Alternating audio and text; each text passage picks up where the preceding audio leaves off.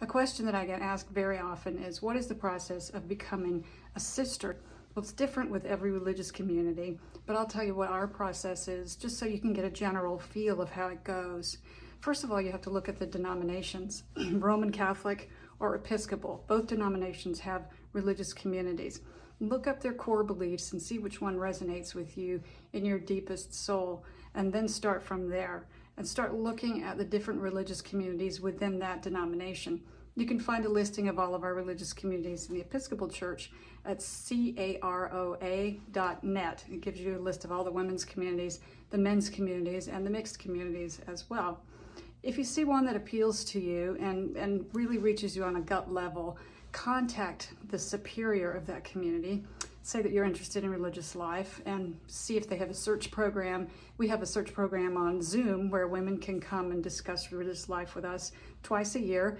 And then if they choose to explore further with us, they can come for a visit. It's been a little weird during COVID, but we do have socially distanced visits, and they've been pretty successful. We've had 3 inquiries come and visit us this year. And after your first visit, go home and think about it, pray about it, talk to your priest about it, and then see if you want to come back and visit.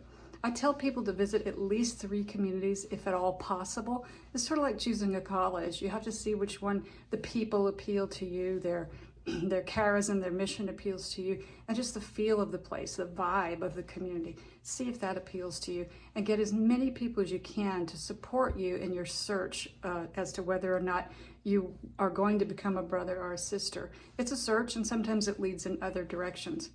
After you've visited a few times, then you can apply for a vocational visit, which is 1 month of living in with the sisters or the brothers. And some people can't do that. They only have 2 weeks vacation, so they'll take 2 weeks and do that as part of their vocational visit. The other 2 weeks they take later. After you come in for your visit, then you go away back to your life or whatever, and the community votes whether or not to make you a postulant. Then you can be a postulant for 6 months. After 6 months, the community votes as to whether you become a novice. That's when you get your habit. That's when you get a novice cross, your cincture, which is the thing you tie around your waist. And then you become a novice for 2 to 3 years. The community votes on you again to become first professed.